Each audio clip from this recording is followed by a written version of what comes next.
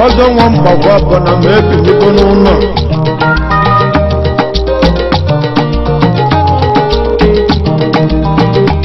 Wachigolu mepili no yalo wakolo Wachili mepili no yalo wakolo n'abo Yendi netile kumun netine nuana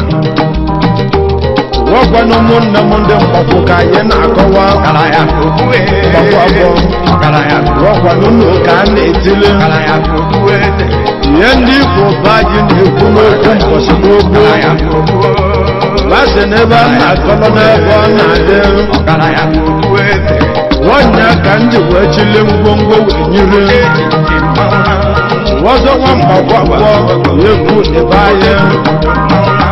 Yeku netile no nebaya Mba wakwa Yeku nono Wonye bido leku wane eku Kalaya Wakwa ni mwenu manga na mbagudu leku Kalaya kukuwe Wano zemene suba gaji bideku mu Yeti senya beku no wenu wangoro Wenu wangoro Kalaya Una malo kunu na wana abomo ye Kalaya kukuwe Abomo ndamo, abomo tileku, abomo tileku Kalaya kukuwe Ibo tileku ane kutu one man show Kalaya kukuwe Abomo ye neku anye mkabogo Etise nyabwe Malaka ebele Nyabe gwazi kutu nyabu noche lumba Wangwane neku anye mkabogo Yile na abomo ye Abomo wenaba, abomo wenaba Nyamu nan onyo kudoke na nukwa Yemalo na nambakwa neku welo dogu Iberike no nyambaku yongu webido Yongu bido Dimba yongu jiwetiwe kwa neku Yongu wekweli chiongo Oge etiegu Otiwe nyabwe kwa nyambaku tona one man show Nyabwe kwa nekwa nyambaku abo Woso kolikoli Ibe nine etiegu tadi no yongu kasebaka Yongu werele na one man show negu mo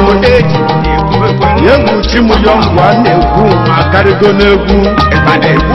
Yeweluke ndaga banulu Yongu alutakolono Nefe eli chuku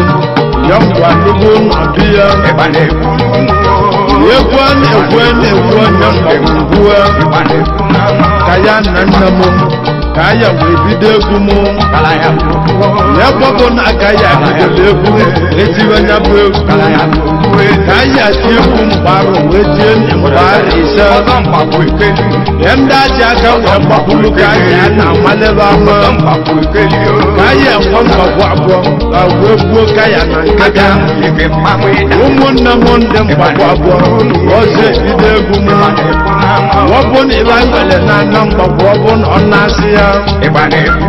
Wame zyoku igwede kiba Wabu ojade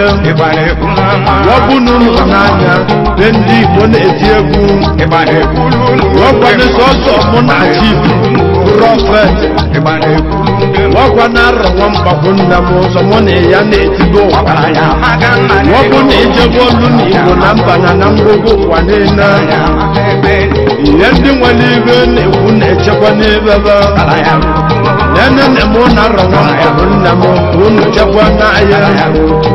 Uma bonde mpapa Unu kaya na kawa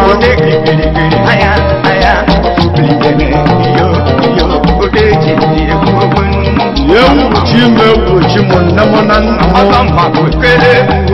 wọkwa na-etose okwu iyi mgbagwo ekele wọbụnụ n'ụfọdụ ya anya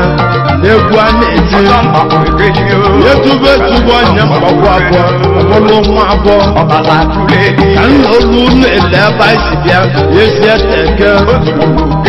chukwu kelu ụwa chukwu kelu ụwa maka ọsọ wọyichili ngwongwo onye ọmụnya nna agụmolumu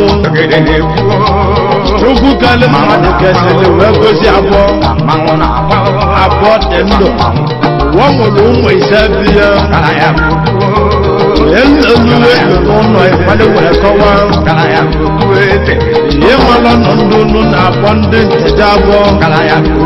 babụ nteja abụọ ebe ahụ na obili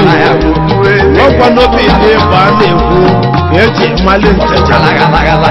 onye ka eji mmalị nteja na-ekwu a na-amalebe ama obili bụ ochiche na-egwu onye mkpagwochiele ngwongwo aka egwu eziokwu nteja chekwali echekwa